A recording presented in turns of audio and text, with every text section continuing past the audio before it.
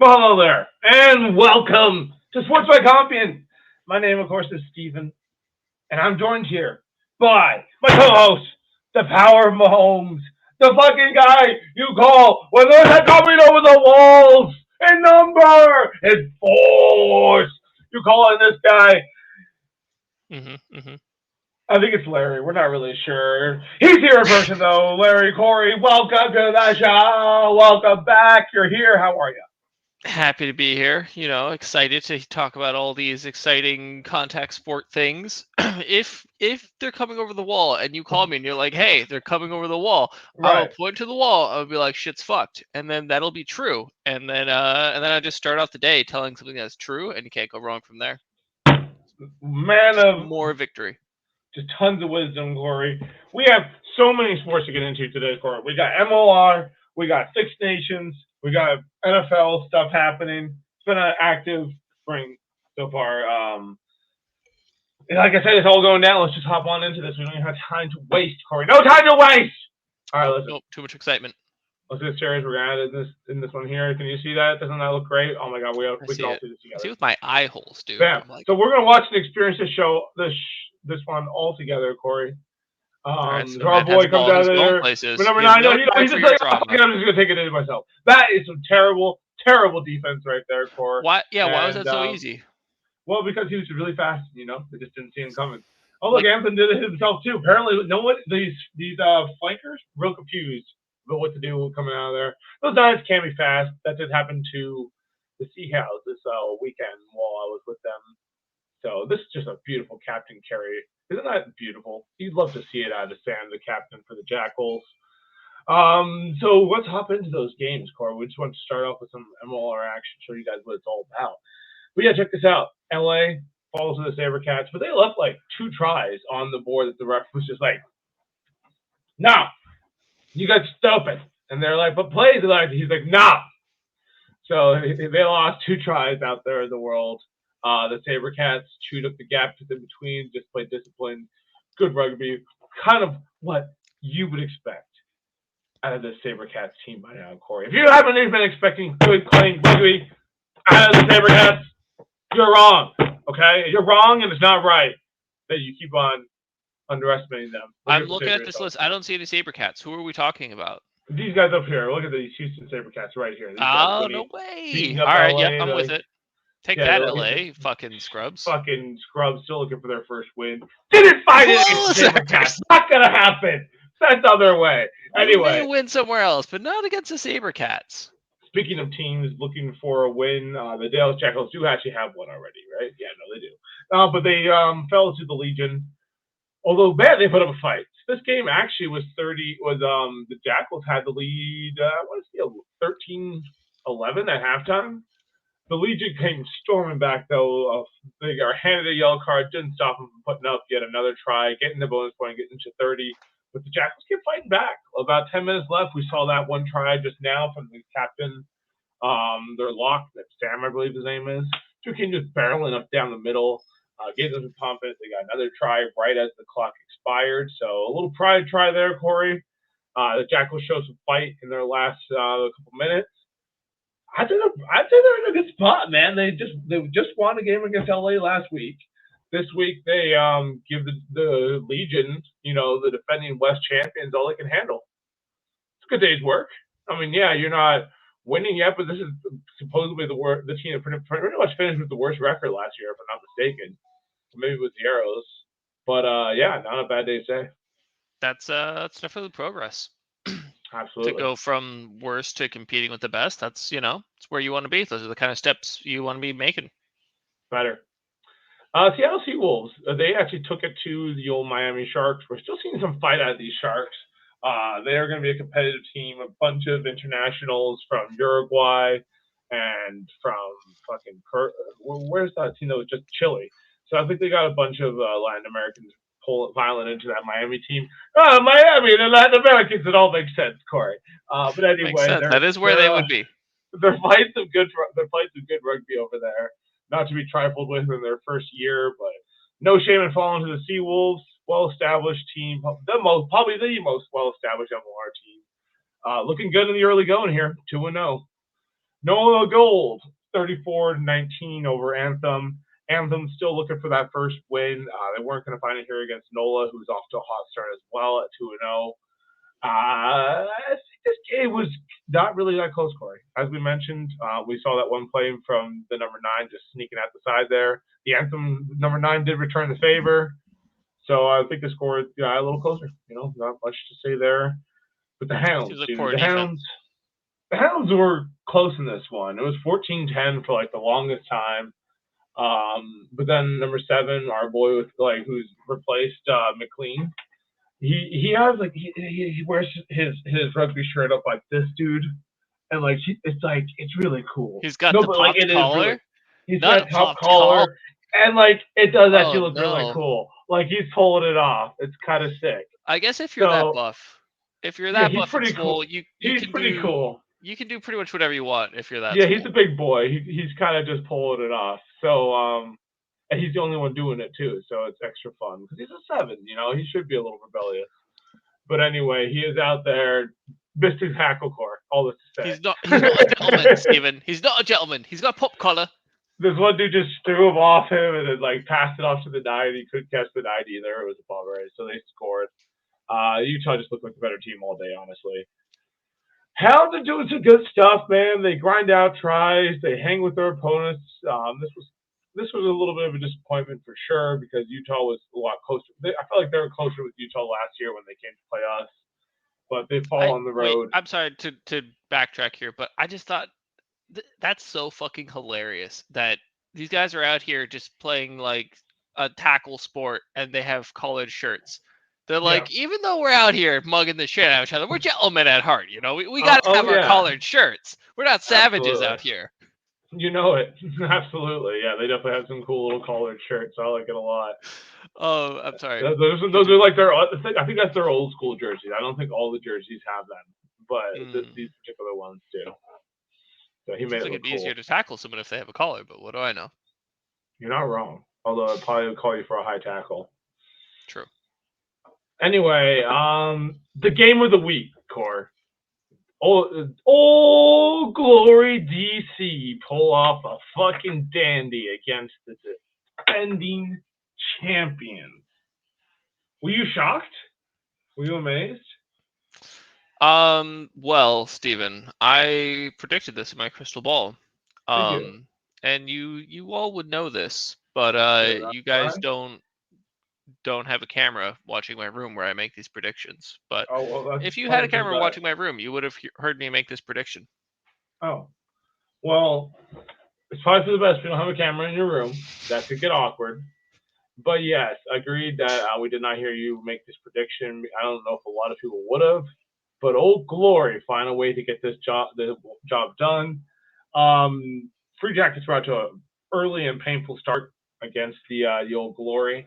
Couple early tries, looking like they're pretty selves. However, Old Glory was hanging in there, man. Getting a couple ugly tries to end out the half. Their players kept grinding, kept fighting, and as you can see, they had a way to get back into the game at the very end. I think it was red time already when they finally got that last try.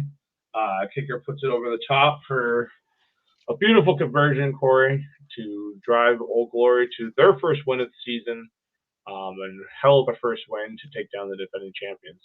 You'll love to see it. I love how close all this league is, dude. It's good times.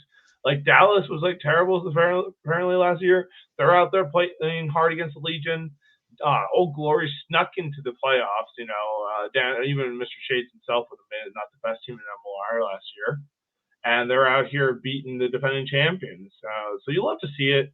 All the new teams, Anthem, the Sharks, Los Angeles, they all look good. Still looking for their first wins, but they're all frisky. It's very competitive out here. It's scary. If you're not paying attention, man, you're gonna get mugged. So it's good. I like it. What I'm trying to say is, Benchy, McLean, Jones. I'm gonna give it a silver star. Silver star because I see room for improvement. Not a gold star just yet. Only silver for now. I love it. That's totally fair. Silver star may even be a bit much, but we'll take it. So anyway, that's some good shit for MLR. We're gonna go ahead and move on to a different type of rugby, which is called Association. That's right. It's happening, Corey. It's out here. It's a part of our lives. And Italy beat Scotland. How about that? That This is really sad. This is tragic. I don't, you know, I've said that when we first started covering this. I think I said I was an Italy guy, and then I just kind of gave up on that because they're terrible. But you know, I've kind of planted my flag here with the Scottish, and this is painful. So, I mean, Italy had some damn pretty tries in this game. You know, they're doing some really cool stuff, and frankly, kind of look like the better team throughout.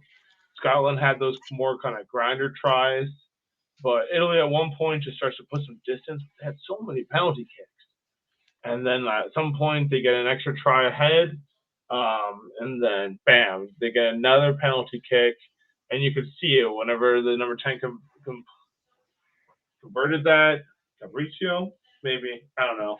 No, not Fabrizio. Fabrizio is the number 15. Fabrizio. But anyway, you could see it when he like fucking put that kick over. He was like, "I think we got this." And sure enough, it was a difference.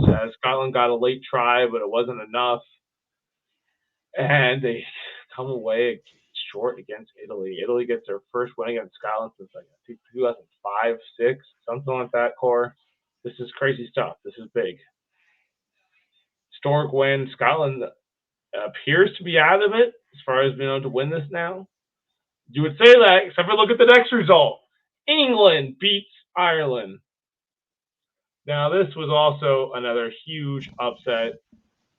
Another huge upset, Corey. England beating Ireland, because, you know, Ireland's the defending champions. They've looked unstoppable. They go against a really strong English defense and come up short. Dude, Marcus Smith comes off the bench and puts over a drop goal right lined up around the 5 and just pops it over to put England ahead within red time to win this thing. Just absolutely beautiful. Welcome back to the lineup, Marcus Smith, and hell of a way to come back in and, you know, be the drop goal that wins your team the game. But shout out to the whole English team in general, man. They absolutely played their hearts out. They did what they needed to do for Scotland to have a chance at this, but instead Scotland dropped the ball. Not the point, neither here nor there. England with a huge, massive win.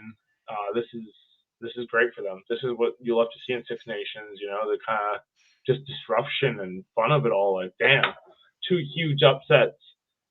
Wales does not keep the upset train going. They got smashed by France.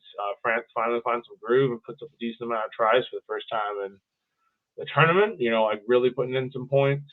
So this is the highest number I've seen in rugby, 45. Well, that's definitely not the highest. The World Cup had some pretty massive games. Remember those? No. It was like some 70s games. It was crazy. There was some teams really getting spanked out there on the world stage, Core. Real sad. But anyway, Wales didn't get spanked. It wasn't that bad. They did give up a lot of points, but they did put up 24 themselves. Halftime, it was much closer game, 17-20. But France pulled ahead in the second half and really starts to put in that French flair, as they say. But yeah, overall, of course, some huge upsets. Scotland fans are severely disappointed, as are Irish fans, I'm sure. But Ireland still with a chance to win this. I don't know how the heck this is going to shake up. I think everyone has a chance now. Do they do a final, or do they just what's the situation? No, not necessarily. It's all by points. So Ireland's still in first place. England is now in second place, which is crazy because Scotland beat them, and Scotland's in third. France is in fourth. Let's see points for. No, that's not what it is. Here we go, points. So England has 1 more point than Scotland and France that are basically tied for third. Madness, Corey. It's all so ridiculous. Now Scotland has to go play against Ireland. So I'm going to go out on a limb here and say I don't think Wales is going to win. Wales may be getting the wooden spoon this year, which would be exactly what young William predicted. My prediction of Scotland taking this does not look like it's going to happen. What does a wooden spoon mean? Like last place? Yeah. Apparently, they get a wooden spoon instead of just being like last place. Instead, you get a wooden spoon, so that's kind of cool. It's brutal. They're like, take this, hold this L, loser. Apparently, I don't even understand it, but I'm here for it. It's extra hurtful. Go be a cook. You're not a rugby I think player. This is the last week coming up. So yeah, right. Yeah, this is the last week. So we got Scotland, Ireland. Oh man. Dude, what a disappointment, Corey. We could have had a chance, Anyway. Maybe Scotland will do something fucking cool and just win. That'd be awesome. Bummer. I think I predicted Scotland to win. So. I also predicted them to win, Corey, and they did not follow through for us. Tragic. Sad. Anyway, moving on. NFL happening. It's out there, Corey. Joe Flacco's still getting paid to play in the NFL. He's like 500 years old. He's like, I'll take 8,700 more. Just Who out wouldn't? there. Who wouldn't? God damn it. Who wouldn't? As well as Bobby Wagner getting paid by the Commanders. Good for him. I would love to see Bobby Wagner. It's a little still spooky out there scary. That guy, for as old as he is, he still just tackles like everybody all the time. Look how scary he looks. Like, he's really scary. I don't this is a big deal that we hadn't seen. I hadn't seen this one at least. We got Calvin Ridley. You think we're just gonna get marked by the NFL? They're like, oh, you're just going through our fucking front page and reading it off, but that's exactly what we're doing. Yeah. Calvin Ridley, 4 years, $92 million. Good for him. Raiders released Jimmy Garoppolo. Oh wow. Not too surprised. He was terrible. And the Chargers have released Mike Williams. Corey, go get you a Mike Williams if you're a Cowboys fan. What are you guys doing? Do you have anything to say about the Cowboys? Are you guys all in? We're like last season. We got 3 fast, small running backs. We can't get into the end zone like at all. If we're doing it from like 15 yards away, no problem. We're in there all day. As soon as we get in with within like 5 yards, we can't score. It's just our kryptonite. We can't punch it in because we just have a bunch of tiny little fast running backs. So obviously all we need to do is just sign one of these big boys that are wandering around. We could grab Josh Jacobs. We could grab Derrick Henry. We could grab, fucking, I don't know, any of these big dudes. All sign with other teams. We lose Tony Pollard. No interest in signing anybody, but don't worry, Steven. Like, I know it seems alarming to you that we have no running backs other than alarmed. Like, two going rookies. On for me. That should be alarming that we have no run game. But the one thing, so we're the only team that hasn't signed a player from another team in free agency. Hold on, the Bucks are in there too. Although we've been mostly you apparently have signed someone from another team. Yeah, we did actually. Yeah, you're right. We did sign Jordan Whitehead now, but he's technically a Buccaneer anyway. We drafted him. He just went off to go on tour and get paid by the Jets, and they're like, all right, come home to the boys now. But what we did do, Steven, since we're going to be punting a lot, is we re-signed our long snapper. Yeah, I saw that. We need him. Dude, what is going on? Like, this is gotta be like a message Jerry Jones is sending to the fans, like, go fuck yourself. I think what's happening is all the decisions are being made by a 90-something-year-old man, and I don't think that's what should be happening, personally. But on a brighter note, within the division, something I think is fucking hilarious is Saquon Barkley getting piles of shit from Giants fans because he's going to the Eagles. Tiki Barber's like, fuck you, you're not one of us. And he's like, fuck you too, bro. You never liked me. I don't like you either. Yeah, exactly. Like, dude, he did so much for your like dying franchise for so long. Did you expect him to just stay there and like die with you guys until he wasn't relevant anymore? Like, let the guy go get a ring, man. He's fucking good. I mean, I wish it wasn't going to the Eagles. I wish it was going to like Kansas City or something, but it is what it is. It is. It's been a really interesting free agency, actually.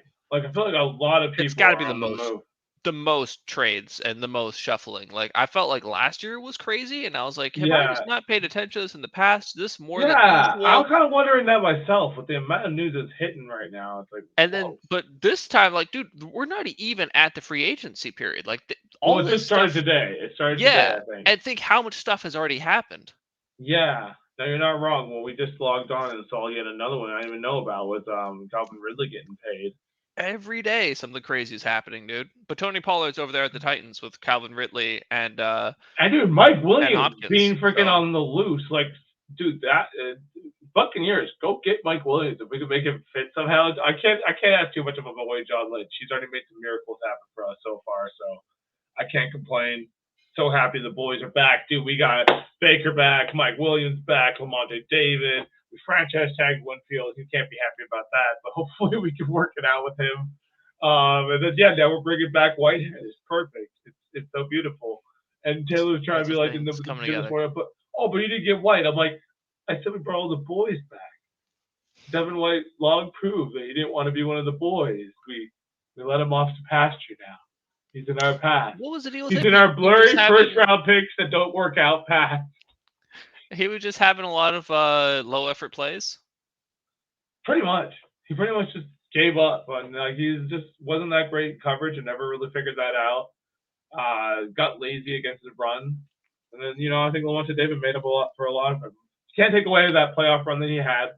He really turned it the fuck on in that playoff run. I do remember him riding the white horse. It was pretty epic. He did some cool shit in that first playoff run, and got us to the Super Bowl, got himself a ring. So, shout out to him. I hope he gets paid. Got nothing against the kid. It's just, You can't call him a first-round bust if he got you a ring, Yeah, he didn't get us a ring. He was a part of it. He was even injured those first couple weeks before. But yeah, whatever. Either way, nothing against the kid. Wish him the best, but yeah, it didn't quite work out. It's tough to get behind low effort. He lost me those last 2 years. It really pissed me off. We kind of went on that Ravens game. I won't forget it. Hunter Renfrow released by the Raiders, which is kind of sad for Hunter, but it wasn't the best year for him. That's another decent wide receiver. Winston gonna go hang out with I love it. The Browns. That's hilarious. I love it, dude. He's gonna get game time. I don't know. He's fun to watch. He's just a guy's guy. So much success, dude. He's just a guy's guy. You love to see a guy's guy doing stuff. We are a well-documented love Jameis Winston show. I don't know how else to put it, but we wish him the best.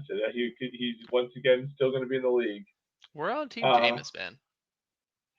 And dude, Gardner Johnson returning to the Eagles out there having a job. Oh, absolutely. Johnson Jackson. See, they're trying to fuck around with us. That's interesting. So they're signing off They're signing Dante Jackson, the cornerback from the Panthers, to the Steelers, and Dante Johnson's going to the Panthers, which is great for Bryce Young. Not great for necessarily Johnson Johnson, but overall, good trade for both teams. So my prediction of how the Cowboys are going to fix this is they're just going to draft a running back. I was looking at checks out. There's plenty of running backs to draft, so that's usually the best way to get a running back. Yeah, apparently the highest running back is 68th overall of the draft, on the big board. So it's all right, it can't be that bad if he's 68th, And it seems like maybe they're convinced that we're just going to be okay between Deuce and who's the other dude? I know we have two other small backs. I don't know what the second guy's name is. But I hope we get somebody else. I mean, so Aaron Jones is still out there. Maybe we'll get Aaron Jones. He's a nice, beefy running back. And then, of course, there's Derrick Henry, who you guys absolutely should have signed now with the Ravens. So that's a thing. That's a scary backfield. That's a scary backfield. I don't know why the Ravens would even throw it again. I mean, unless you're throwing it to Trey Flowers, I guess that's a good idea too. So yeah, that Ravens offense is going to look scary next year. Hopefully they actually run the ball. That'd be good. Patrick Queen signed a 3-year, $41 million deal. Pretty sweet, Corey. Some good cash money. The Texans making big moves. The Texans might be a powerhouse next season. Yeah. They were surprisingly good with moves. Nobody on their roster, and now they're getting all these acquisitions. I don't know, man. They might be scary. Falcons also have gone to bat so far as free agency is taken on. They got Donnell Mooney. They obviously got Kirk Cousins. So those are some big signings by them. They're trying to make moves. You're definitely getting a huge upgrade. So you're going from Desmond Ridder to Kirk Cousins now. That's pretty sweet. God, can't be denying that, Core. Are you trying to deny it? I mean, no, it's definitely an upgrade from what they had. Like they were a decent team with a non-quarterback. Now they have a quarterback. They're obviously going to be good. Sam Darnold going over to the Vikings to play and potentially be the starter is got to be so sad for Vikings fans. They went from Kirk Cousins to Sam Darnold. I Like, talked to Manny, and he was like, "Well, we got rid of the guy that's going to keep us always mediocre. So now we can suck and then get an actual good quarterback and then be a real team." it's not a bad way to look at it, actually. Brian Burns, dude, the trade is just, it's crazy, Corey. So they could have got 2 first-round picks for him last year. They hang on to him, don't pay him, trade him for a second and a fifth. Panthers fans everywhere are like, what's going on? The Buccaneers fan in me is like, yes, but also, goddamn, you guys are stupid. So anyway, that's what's going on in Carolina.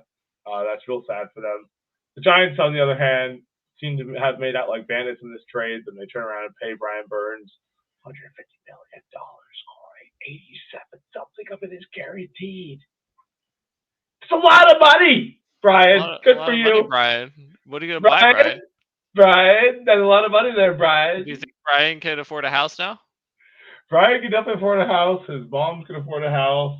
His kid can afford a house. He probably has 5 of them. Just kidding, Brian. Although he probably does. Anyway, they all can afford houses. This dude just got paid a lot of money. Good for him. Shout out to the Burns family getting paid. Well, anyway, Corey, we could go on. There's more deals, more stuff. Packers, Xavier McKinnon. Taylor's very happy about that, but there's still some guys available. So, we got Tyron Smith still out there. Will the Cowboys Hate to lose re-sign him. him? They could re-sign the wrong guy. That'd be a good idea. Mike Williams out there, 29 years old. I didn't realize he was that old. He's ranked out 25. I think he's definitely He's better than Marquise Brown. So, okay, Greg. Remember when we had to end the article last time with Greg?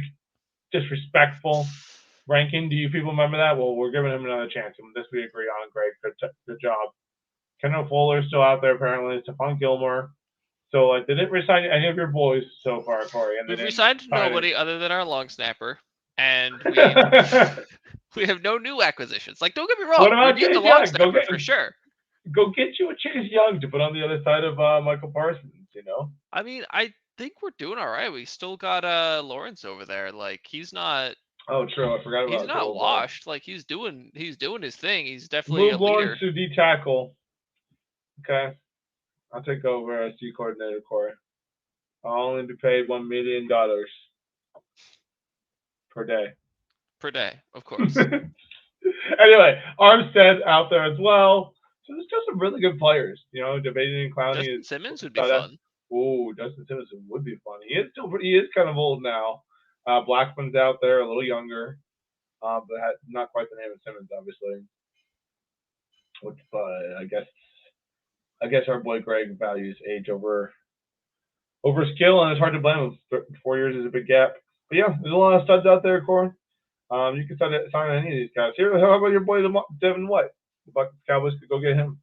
He's still out there. Dude, I mean, be better than Van Der Esch. Well, Van Der Esch is fine when he's healthy. He's just never healthy. Yeah, it's crazy how that guy fell off because he was awesome whenever he was out there. Ryan Tannehill's still out and about, huh? They just wait. Who did they sign? They signed somebody, didn't they? Not Ryan Tannehill. Anyway, Corey, we're gonna bounce out of here. All right, there's just so much free agency news to cover. But I did want to mention the fine Mason people Rudolph who is the answer to the question. Mason Rudolph is going to be leading the Titans apparently instead of Tannehill, so that's exciting. And they're probably gonna go probably with Will Levis. True. But yeah, I guess there'll be competition between Will Levis and Mason. Mason will go out there for the first couple of weeks. He'll have a chance to prove himself, like Baker, kind of thing with the Buccaneers. But if he can't make it happen, they'll go to Will Levis. If Will Levis can't make it happen, Corey's all this. But hopefully they'll be okay. They're a pass happy team now. King Richard has moved on. King Henry. It's a new era of NFL coming up. This has been a crazy ass free agency. It's just too much to even cover it all. But shout out to Kirk Cousins. I hope he goes to a couple nice strip clubs down there in Atlanta and really gets acquainted with the area. He's gonna absolutely love it. Dude, the guy got fucking paid. Like he got a huge contract for like the twilight of his career. It's wild. So good for him. We're gonna close on that, dude. We're gonna close on our boy Cousins getting paid. Our boy Burns got paid. Like, shout out to the boys getting paid out here. Sportsman Compian